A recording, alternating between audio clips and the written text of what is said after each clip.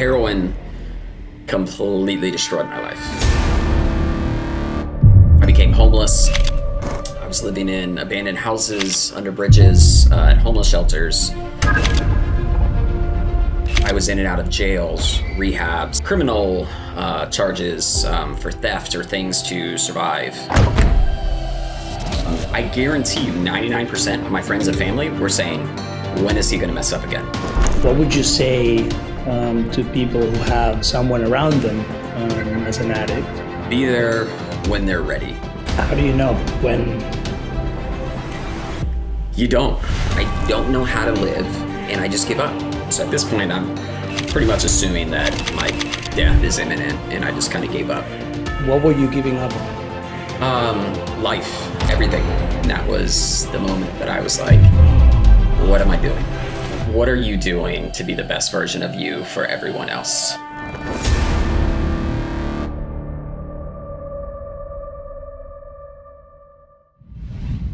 Welcome to another conversation, one at a time. Today you'll get to meet Timmy Howard. Timmy is a testament that overcoming one's demons is sometimes possible, even when it seems that the odds are against you. He's gone from being homeless and completely hooked on heroin to finish an Ironman that's now being depicted in a movie called Inches to Miles. But I think that outside of what we might think of that, his story is one of possibilities, one of perspectives, one of the abilities that we have to see things from a different angle. And I especially invite everyone who's had a history of addiction close to them to take a special and close attention to this episode, because there's probably more sides to a story, as it happens with everything, but just sometimes a little bit hard to see. So I hope you enjoy this conversation as much as I did. Just before you go, don't forget to subscribe. Thank you. Hi, Timmy. Hey. It's a pleasure to have you here on the One at a Time podcast. My goal today would be to get to know you a little bit better and in a way put some light on what makes you shine and be able to connect. So thank you for being here. Absolutely. Thanks for having me. I really appreciate it.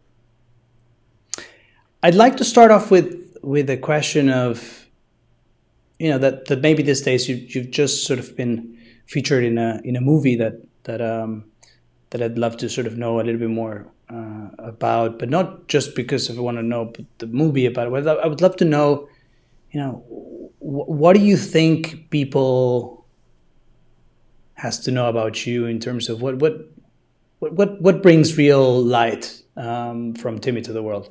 Yeah.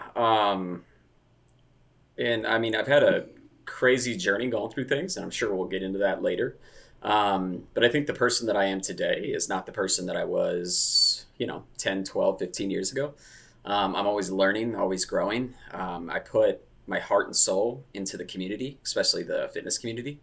And that's kind of the person that I am. I like to be known as accepting and open of everyone. I like for everybody to be able to come to me with fitness questions or just life questions. How did I get out of where I was? Things like that. So I like to be here and mentor other people. It's kind of the stage I'm at right now in my life. You talk about the place in, where you were. And I think that's in a way what kind of connected us in the first place, and what in a way is creating a big part of the narrative of why it's very powerful to listen to you. And I'd like to start off, I'd like to think of this podcast as a place where I don't talk much. I ask questions, but I'd like to start off by opening up a little bit. Yeah.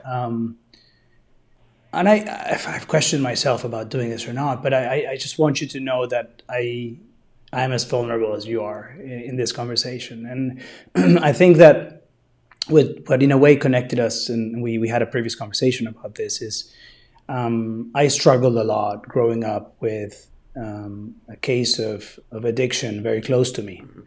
And it happened at a time where I honestly didn't know what to do with it. And it hit me, like I felt it hit me from so many places. And I think that when you are in a situation like that, for the most part, and when you're outside of it, it's very hard to become empathetic of the other person. Absolutely. And I still till today, I struggle through how to process this. I've had since more exposure to addiction close to me, including the passing of friends and situations that were very hard to process and deal with. And so I think one of the reasons why I want to talk to you in a very selfish way in this podcast, and I would like to sort of share it with the people who might be listening, is what's going on, right? Like, I think it's easy that we can sort of talk to people from an academic standpoint about what it is one thing and what it is another thing, but I'd love to sort of have this open-hearted conversation with you where we can sort of expose a little bit of what happens, what goes on, maybe in your shoes, Absolutely. maybe in my shoes. Yeah. And I'm not saying that any perspective is the right one. It's just different perspectives, right? But I think if we put a little bit more light onto those perspectives, we can potentially try to get closer to what I couldn't, which was be fully empathetic of what was going on, including with myself. Even with myself, I just couldn't even be empathetic because I just didn't know how to deal with it and what to do about it. Right. So with this sort of introduction, I'd like to sort of come back to you and maybe you can sort of, tell me about where was it that you were, and we'll go from there. Yeah. And thanks for sharing that too. I know that's never something easy to share. So my story kind of starts, I had just a very troubled childhood growing up. Lots of drugs and alcohol in the house, abuse, things of that nature. So I think I was exposed to it very young. And then everything kind of came to an head when I was 17. My mom and dad had split. They had been divorced. My mom had met another woman that she was romantically involved with, and I was staying with them at their house. And my mom sits me down one day and she's like, "Hey, just want you to know," it was very blunt, very direct. It was just kind of like cold. She's like, "I just want you to know your dad's not your real dad. I don't know who your real dad is. I basically had sexual relations with 2 other guys in one night, and I don't know who either of them are. So that's kind of where you came to be, and that's why you've been treated differently your whole life, opposed to my brother, who was treated, he wasn't really abused, anything like that, which was fantastic. But it was kind of like a light switch went off, and I was just like, this all makes sense now. This is why I was treated differently. And it kind of sent me into a whirlwind. I started drinking a lot, and I had always lashed out a lot as a kid. Always wanted attention. I don't think I ever got it at home, and I didn't get the right positive attention. And so I was always acting out at school, always being the bad kid, things like that. But then when I started drinking, I kind of found that as my escape. It was like all my cares just kind of lifted. And then that went on for a few years, just kind of typical partying that you'd see in high schoolers, just graduated high schoolers. And then I was introduced to opiates. So my mother and her girlfriend at the time were on opiates, and they introduced me to them. And that was basically the next 12 years of my life. I became hooked from that moment, and it was such a feeling that I had never felt before. I felt comfortable in my own body, I guess you could say. It made me feel so good, and so I was talkative, I was outgoing at first. It definitely turned very dark later down the road. But I continued using the opiates, so we would continue using pain pills until eventually the pain pills were difficult to come across anymore. So that's when we were introduced to heroin. And heroin completely destroyed my life, without question. I was on heroin for about 12 years. and I spent most of that time in Dayton, Ohio, which is where I'm from. I was in and out of jails, rehabs. I would use with my mom and her girlfriend for multiple years. Then we would fall out. I became homeless. I was living in abandoned houses, under bridges, at homeless shelters. Again, in and out of jail, you name it. Racking up multiple criminal charges for theft or things to survive. And that eventually led me to there was one day in Dayton, Ohio, where I was just panhandling on the side of the road trying to make money. And a van picked me up and they said, "Hey, do you want to get clean?" And I was just desperate at that point. So I said yes. I hopped in the van with this random group of strangers. And they were like, "Okay, well, we're going to take you to get you clean." So they take me to Columbus, Ohio, which is about an hour away from Dayton. And I quickly realized they're just a strange group of people. Very like cult like. And they had all these buckets that they would stop at Walmart's.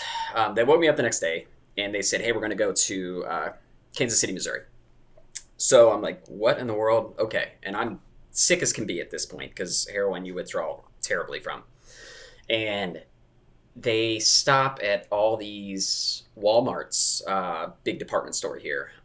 Stop at all these Walmarts all across the way. And they have these buckets where they're raising money for different churches based on whatever denomination is prominent in that area. So total scam. And I did this with them for about 3 days, and I'm in the car with them. I eventually hopped out in Indianapolis, Indiana, which is about 3 hours away, but it took us that long to get there. And then I was homeless there for another 3 years. So I basically planted in Indianapolis, Indiana. I had no idea where I was, nothing in the city. I literally just jumped out of the van at a Walmart and said, "The heck with this." And as you can imagine, the first thing I did, because I was sick, was I went to go try to find drugs. And I immediately got jumped. I had my mom, she like wired me like $50 so I could get basically what we used to call medicine to feel better, which was drugs. And I had went up to the wrong person and said, "Hey, I'm looking for this." And they said, "Hey, follow me." And I walked back and they basically jumped me back behind a department store, took my money. And that was kind of how I landed in Indy. And I've been here ever since. And Wow. so I spent 3 more years over in a very rough side of Indianapolis. I ended up transplanting over there because that's where the drugs were centrally located. And I lived there for a long time. Saw a lot of bad things, saw things people really shouldn't see. Everyone that I used to associate with is now dead, whether that been murder, overdose. It was a very terrible world. And I lived like that for so long that it became like life. You know, I think I had given up on everything and everyone. And it was just me and the drugs. There was nothing else. The drugs were my family. The drugs were my friends. That was it. That's all I was worried about. And it kind of all led up to basically a fateful moment in 2017 when I got kidnapped by a drug dealer that I owed money to. Him and a couple friends basically just beat the living crap out of me. All have their guns out, have guns drawn. So at this point, I'm pretty much assuming that my death is imminent, and I just kind of gave up. They ended up not killing me. Obviously, I'm here, which is good. But they tossed me out of the car, and that was what kind of set everything in motion. That was my rock bottom, and that was the moment that I was like, "What am I doing?" And I went to a hospital and checked myself into basically a hospital that will keep you and detox you. Heroin is very hard to get off of. It's nearly impossible to do it by yourself. So checked into this hospital. I had to tell them I was suicidal, so they would hold me for 7 days just to get through the withdrawal period. And I had tried getting sober multiple times before. I had been in jail where I'd have a year's sobriety. But I think I never wanted to actually get sober. I was like forced to get sober all those times. It was like, hey, you get locked up, you really have no choice, get sober. This time I really wanted to. And it finally stuck. And I got out of that hospital and immediately checked into a halfway house here in Indianapolis. And that was what kind of sent my life in motion. Yeah, so that's a very long version of how I got there. Thank you, for sharing this and for showing the courage of just being so open about it. I guess my question, you said something that really stuck with me, which was I gave up. And somehow it sounded like it was exactly what you needed to do. Yeah. I guess my sort of my question in my mind is, what were you giving up on? Life, everything. I think, I think the drugs too. The drugs were my life. That was my sole focus from the moment I opened my eyes until I went to bed. And I think it was just like everything all in that moment was just like, I surrender, basically. I don't know how to live. And I just give up. And it took the help of hundreds and hundreds of people to get me to the point where I'm at today. But yeah, it was just giving up on everything and just saying, I don't know how to live. I know this isn't it. But I need to be taught how to live so I can function in society.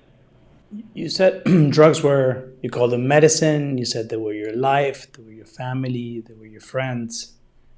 I think we're very used to hearing about addictions from like everything that, it's in theory, what it is, what it's not. But I'd love to hear, for those of us who maybe are not as familiar with how it feels to feel an addiction, to live with an addiction, what was it that you felt? Like what did this really give you, outside of something, I guess, from a natural sort of standpoint, like, there's maybe something that's calling you to have that sort of specific substance.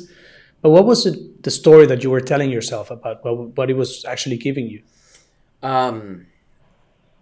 I think it gave me relief from my childhood, relief from myself. I didn't like myself. I didn't like my childhood. I lived with a lot of post-trauma. I didn't like anything in my life, and it took it all away. It quieted all the demons that were in my brain.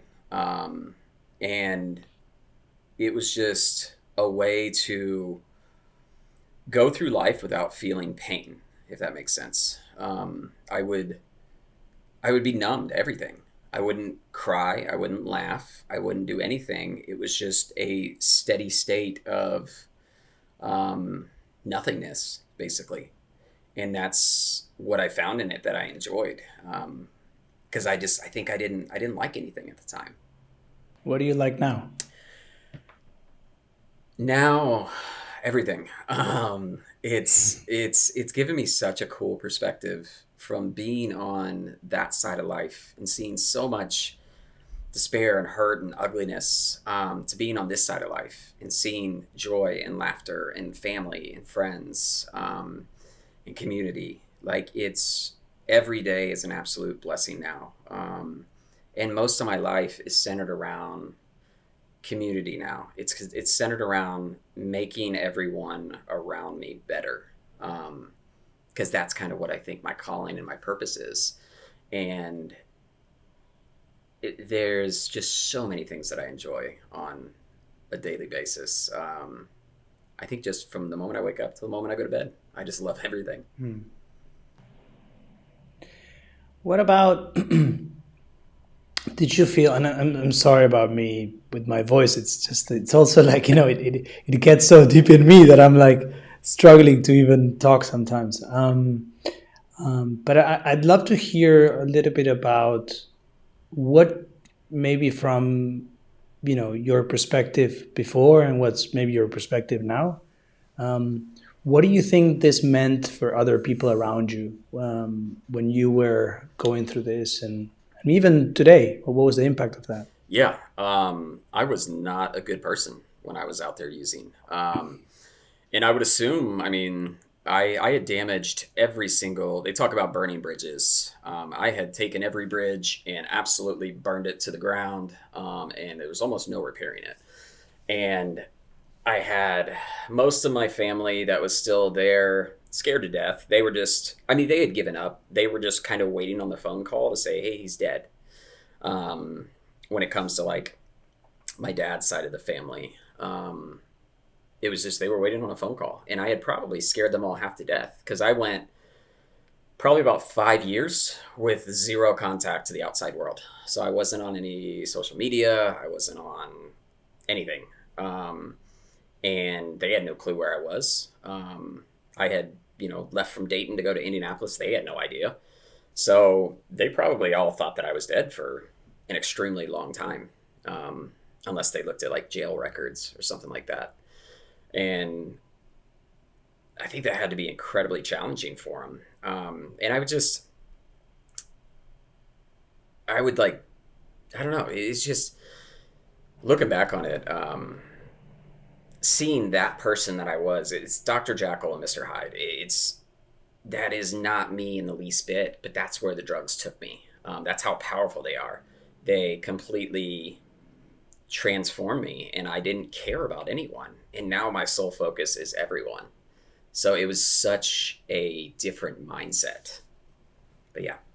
I somehow I get the feeling that when Jekyll and Mr. Hyde appear, they're almost like it feels right now when you're saying this, and when we typically talk about this, is that we're almost talking about this version of myself and this other version of myself. But for the most part, it's not really necessarily who we are, neither one or the other. Or we potentially are all of them. But do you have a sense of who you are? Yeah, I think now I do through the years, just getting an understanding. I am, again, just always, I'm there for everyone else. I tend to put everybody else's needs before mine, and I've had to learn throughout the years that I also can't do that. I have to kind of look out for myself too. But I also know that I am one drink or one use of a drug right back to where I was. Because I've seen it happen a million times, with myself, with other people. So I know in order for me to be better and stay the way I am, it's by sharing my story. It's by helping others. It's by staying involved in fitness. It's getting out and just getting involved in the community. That's what keeps me sober now. And sober me is best me. Anybody around you will tell you that. On a selfish level, what's really important to you?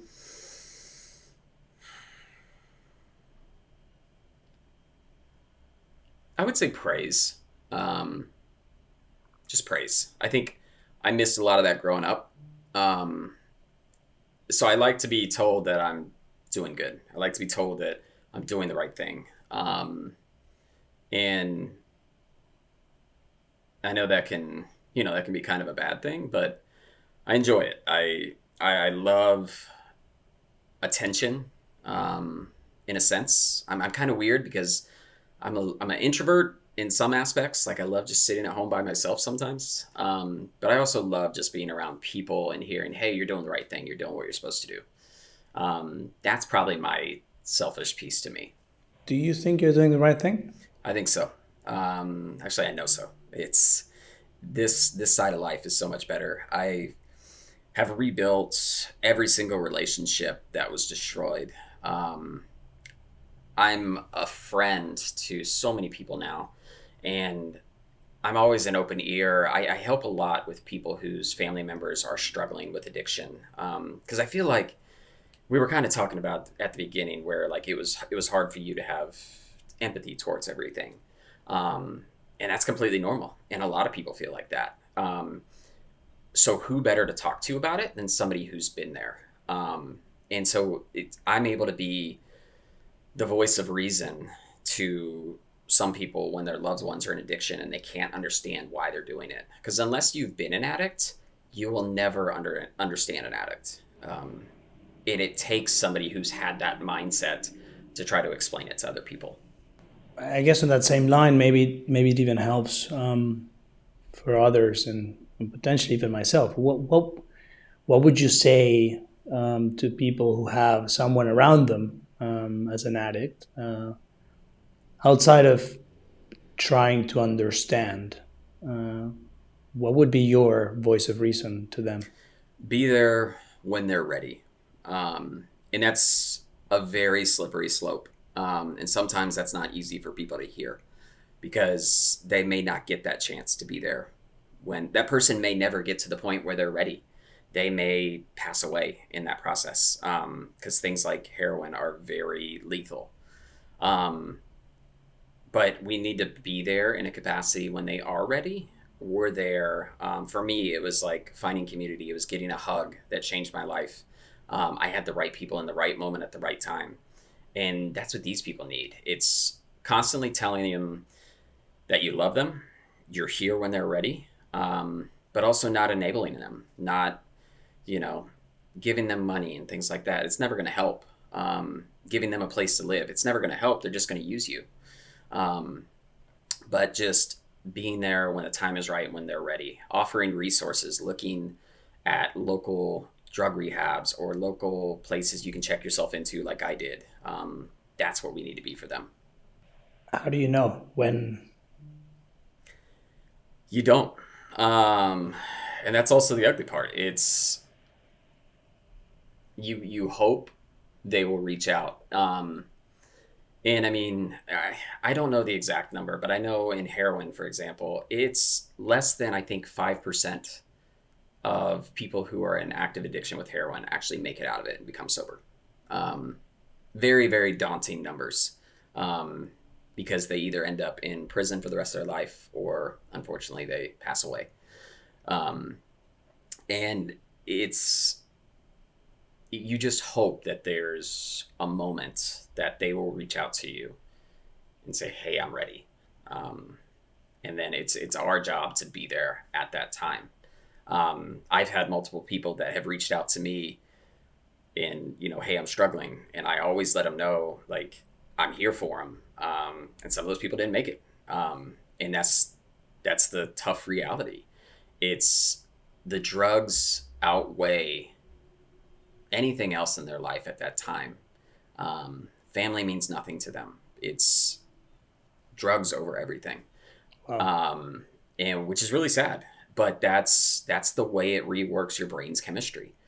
Um, and so yeah, just being there when the time is right and hoping to God that the time is right. You just hope that you get that moment.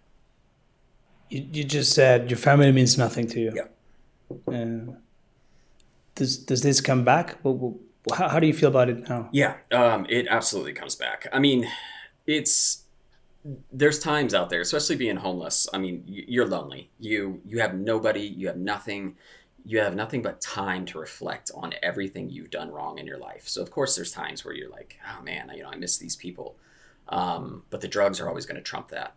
Um, but when I got sober, it took some serious time. Heroin, for example, takes 2 years for your brain to rewire. So it affects so many chemicals inside your brain. It actually takes 2 full years for you to actually be back to the person that you were pre drugs when you started using them. So there's a lot of time for uh, thinking and error during that 2 years. And it took a long time. But then once I got sober and realized how important everyone is around me and that I only have one family, I only have one set of the friends that I've made here in Indy. And my friends are always growing, but that's all I have. Like once they're gone, they're gone. Um, and I think being sober and having that state of mind just really helped. Is there someone in your family that kind of that bridge was gone, or Are there people there that maybe you miss and that you would love to sort of rebuild those connections with? Um, Luckily for me, I've rebuilt every single connection. But we're talking, I've been out of this life for 7 years now. Some of these connections I've just rebuilt in the last year. It was not a flip of the switch. Timmy sober, look at him. Let's go back and tell him he's great. That was not the way it was. It was when I first got sober and I was posting about it on social media. I guarantee you 99% of my friends and family were saying, when is he going to mess up again? When is he's going to mess up. He does it every single time. He's going to go back to using. He's going to be back in jail. When? And it took years and years of showing that I'm doing the right thing. And I even slipped up myself. I was sober.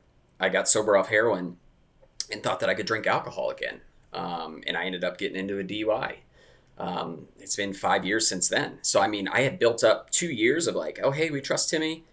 And then bam, I did it right to him again. And they're like, what in the world? And now it's been a 5 year stint. And they see more and more of it. It just took more and more time to distance myself from my past for them to realize this is the real Timmy. This is not the Timmy that's under the influence. And what does it take to rebuild those bridges? Patience. Definitely patience and understanding. And apologizing. Apologizing, not just saying the words, not just saying I'm sorry, because it means nothing, but showing through your actions that you genuinely are sorry for the person that you were, and making small changes to be a better person. And that's what I do with trying to give back. I try to show people, hey, I'm here to help. I was a lot of the problem for a long time, and I want to be the solution now. I don't want to be that same person. And I think they see that. And it's being transparent with them. It's opening up. I've had some tough conversations with my family. We are back to a point now where we're all talking, all on good terms. And it took a long time. I mean, we had our movie premiere here in Indy on Wednesday.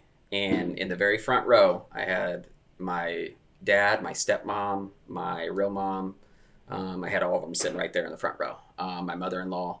And that was a really cool thing to see, because that's a testament that they're still there to support me, and that we've rebuilt what was once almost lost. So the movie is now out. Maybe you want to sort of give us a little tweet of what it's about and why it's important. Yeah, But I'd love to also get it from the perspective of what is it that you're most proud of about all this process and where you are right now. absolutely. It was a 2 year process doing this film. So it was not just an overnight thing. It was a very long, drawn out process in which I had to unpack a lot of my past, which was very therapeutic in a sense too. I'm super grateful for it. But the film highlights myself and two other athletes, Lynn, who's from Chicago, and Shannon, who is from New York. And it talks about our different stories, and it highlights all of our stories are different, which is beautiful. So there's something that everyone can relate to. It's not everybody can relate to my story. It's very dramatic. It's kind of out there, but they have stories that you could possibly relate to. And what it does is it shows our troubles growing up, what happened to us, what led us to the point we were at, and then how we all found community as an aspect to get out of that. And the film is largely based around community. And then it highlights us as we all train together to complete Ironman Lake Placid, which is one of the tougher Ironman courses here in the United States. And it's just a really feel-good movie about overcoming life's challenges, but knowing that you can't do it alone. No one can. Lynn quotes it in the movie. No one gets to an Ironman start line alone, and no one gets to an Ironman finish line alone. There's no way you can do it. I mean, it takes people in your corner, and that's what the film's about. And I'm so proud of it because it's a much more larger way to broadcast my message of if you think there is no hope, there is. You just have to hang in there, find community, find resources. There is hope. And my hope is that somebody will see this film that is not in a good spot and they will reach out to someone. Or that someone sees this film who's not a drug addict at all, but they are then willing to go out and just help people.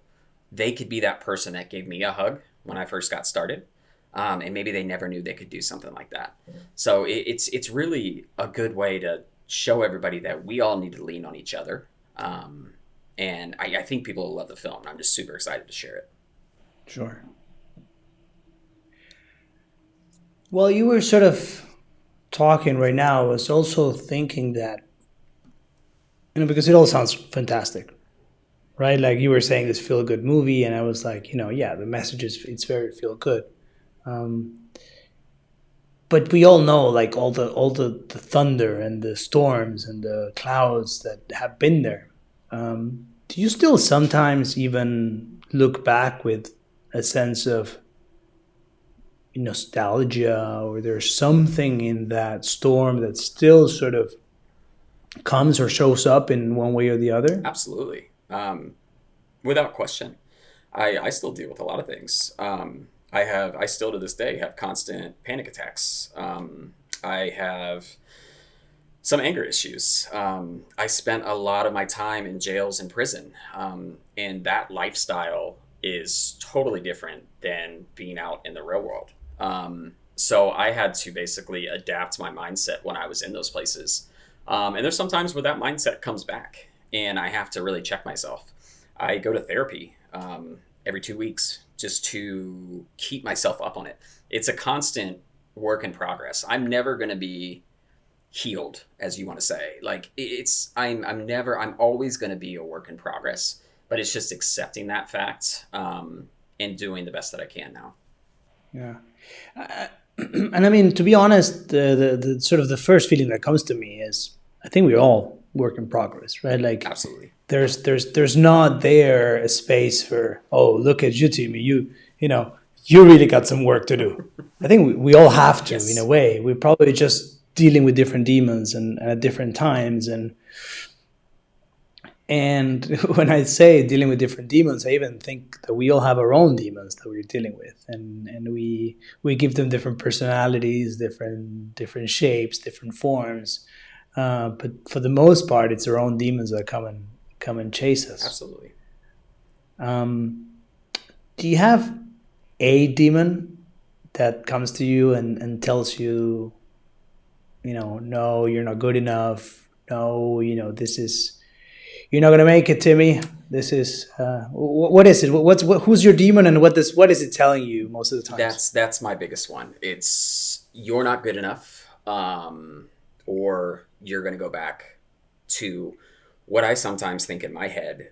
The old you or the real you. Like, it's still hard for me to believe like this is me now. Because I spent more of my life being a drug addict than I did being the person I am today.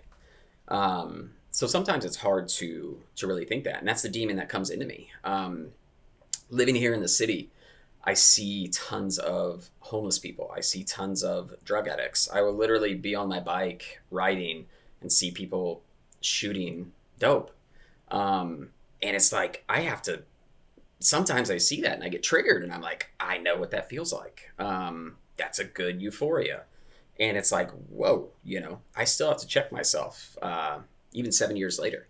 But I have a support system now, and that's not what I had before. I have a wife that I can call and say, hey, babe, I just saw this, and I'm feeling kind of weird about it. Can we talk about it? That's the big difference now. What's her name? Stephanie. Yeah. If you get to check out the film, she is the comedic relief. You'll definitely see her in there. So, what's one thing that, if you would have to say the one thing that you're extremely thankful to Stephanie for, what would that be? Teaching me how to live. When I got sober about 30 years old.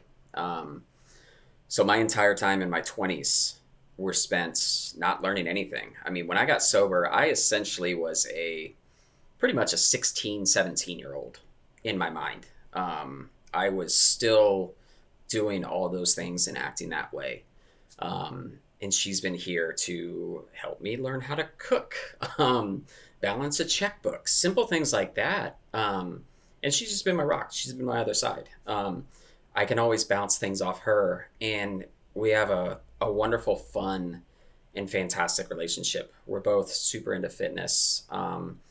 We have two dogs that we love tremendously. And it's just, she's always been there. I got with her shortly after I got sober, about 6 months after. And she was there with me through the dark times too. So she saw the ugly side when I was drinking and had that DUI. But we still pushed through it, and we're much better today because of everything. What do you think she saw in you? I think she saw, I would assume, drive and determination, and someone who's selfless to the community. I was everywhere back then, and I'm everywhere now, like all these different groups always trying to help out. And I think that's what she saw. And she probably found vulnerability. I explained to her, I wanted to be completely transparent from the beginning, because some people, not everyone is accepting of drug addicts or anything like that. And I wanted to be fully transparent from the beginning. I think our first date was a trail run. Our second date was sit down at a restaurant, and I explained my whole story to her.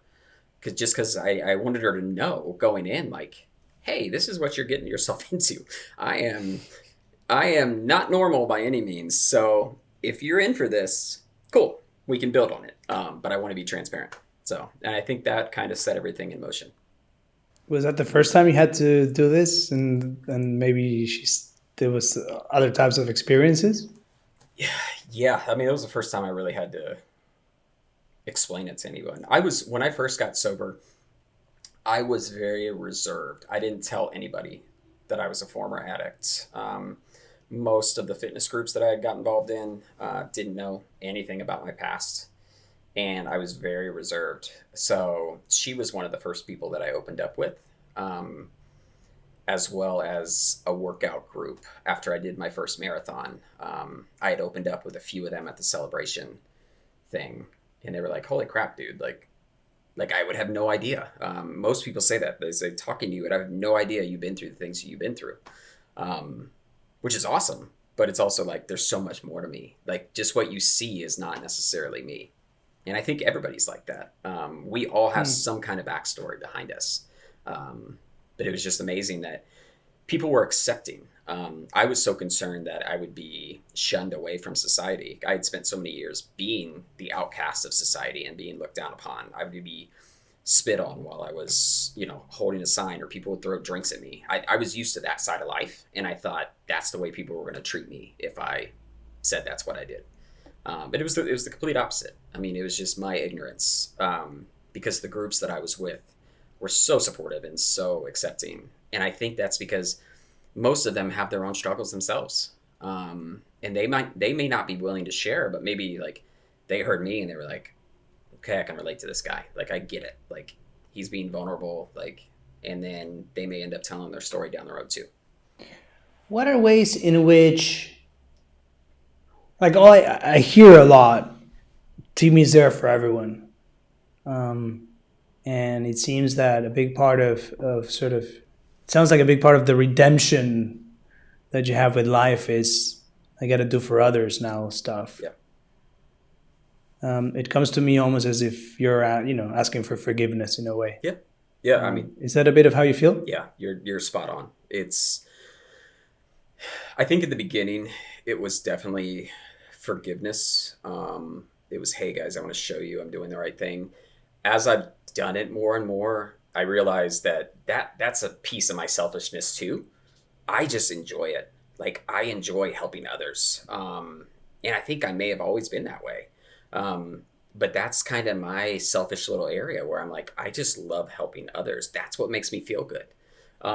Drugs don't make me feel good anymore. That's what does. And so that's kind of what I fill my life with now. But there's also times, and this is where having a wife is wonderful again, because she has to check me. I run myself ragged sometimes. I I do photography, so I may be out at this event, this event, this event, and I'm a people pleaser. I have trouble saying no sometimes, but she's right there saying, "Hey, it's okay to take time for yourself. It's okay to not respond to all those text messages, or just hold off on that interview or things like that." She's okay, and I'm okay to sit there and have that conversation with her to be brought back down to normal people level. And when you talk about people pleasing, the one thing that comes to me is, I think I've been there as well. I think we probably at some point we all have a degree of people pleasing.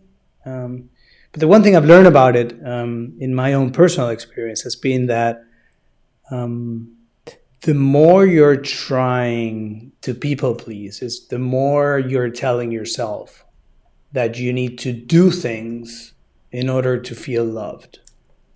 Absolutely. Absolutely. And It's almost like, there's like almost like being is not enough. yeah. So you have to do something. Yeah. And I think, again, like it goes back to my childhood. I mean, I read so many books on trauma and things like that, but it all seems rooted in my childhood. Like it kind of shaped me. I didn't have that love or anything back then. So now it's like I look for the love, and you're exactly correct. I mean, I get that love by being there for people. And there's a healthy side to it, and there's an unhealthy side to it. But it's just finding that balance. I will say this side of Timmy is way better than any side that's on drugs. But it's still, yeah, I look for love through my actions and my things like that. And I get it, which is good. So, what do you think you sort of still need to forgive yourself for?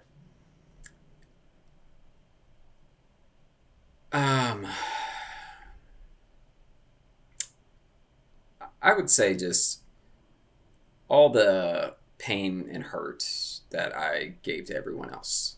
No, but to you. To forgive myself. Yeah. I think just abusing my body would be one of the main things I need to forgive myself about. I think I didn't realize that you only have one body. Like when I was younger, I didn't realize that. And I spent 12 years injecting things into it. And now that I'm an athlete, it's like I'm dealing with a lot of those repercussions from that action. And I still haven't fully forgiven myself. So yeah, I would say that's probably the one major thing. I try to sort of come to the closing of the interviews with two questions. Okay. The first one would be, what does one at a time mean to you when you hear it? One at a time for me is definitely just taking every day, every second if I need to. One at a time for me is my sobriety. Absolutely. It is making sure each and every day I'm doing the next right thing to make sure I stay sober and I stay the best person for myself, my wife, my family, my community. That is what one at a time is for me. How do you, I think, just sort of as a follow-up to that, how do you hold yourself accountable to that one at a time? I think it's by being involved in the community. I think I have such a large group to hold me accountable, and I hold myself to a high standard now too, because I want to be the best version of me for everyone around me in order to be as helpful as I can. So I think by having that network, it keeps me accountable for them as well as myself. And now for so long, it was just me. It was just me that I was worried about. I wasn't worried about taking care of anybody. But now I have my dogs and my wife. Like she's fully capable of taking care of herself. Don't let me tell you that. But it's just we're in a partnership now, and it's having that keeps me accountable. So when I think of the concept that brings with one at a time, a lot of times what we do is sort of work with questions. I'm a firm believer that through the questions that we ask ourselves, we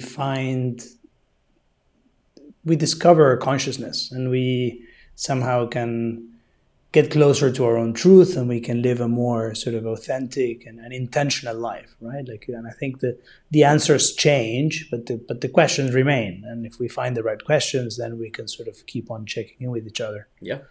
Is there any one question that you would like to sort of leave with us that's been important to you, that helps you sort of check in or become that person that you want to be? Yeah. I think for me, it's what have you done to help others in order to better the community, better yourself? That's something I try to live by. But it's what are you doing to be the best version of you for everyone else is, I believe, my biggest question that I try to ask myself on a daily basis. Thank you for sharing that. Absolutely. Is there any one thing that we haven't touched that you'd like to chat about? I have a severe love of hot dogs. I feel like this has been a kind of a serious podcast. I love hot dogs. No, it's yeah. So it's just this side of life is so good, and I just enjoy everything. If you guys get a chance to check out the film, you won't see any of the hot dogs, but you'll hear my wife yelling, "Go hot dog," really, really loud. And just in case anybody's wondering, like, what in the world is the hot dog? It's basically my brand. It's become me. Everyone knows me as the hot dog guy. I actually finished a half Ironman. I carried a hot dog 13.1 miles, and then I ate it as I was crossing the finish line. So I've got all the photos of me eating a hot dog. It was terrible. And it's just become my brand. It's a fun, just goofy side of life that we get to live. So yeah, it's kind of my weird thing. So, but just to understand, what's the extent that you'll go for a hot dog? Like, what happens with hot dogs? It's a lot. A few years ago, we did, for those who are familiar with a beer mile, a beer mile is where you basically chug a beer, run a quarter mile times 4, and you're going as hard as you can. I didn't drink at that time, so I thought it would be a good idea to do chili cheese dogs. Oh, wow. Not a good idea. Not a good idea at all. And yeah, I will go to any lengths. Recently, I had stomach surgery, not related to the hot dogs. I had a genetic thing that had to get fixed. So I haven't been eating as many hot dogs. I've been trying to prioritize my health a little more, which is really good. So I still have hot dogs. It's just on occasion now. Sounds like a good call. Yes. Timmy, thank you so much for your openness and your generosity. Absolutely. It's been a pleasure chatting with you. And I hope you can sort of still balance the hot dogs and your healthy lifestyle and training. It's tough. So we can keep on seeing the beautiful side of life that you bring with you. Thank you. I appreciate you having me today. I really do. Thank you.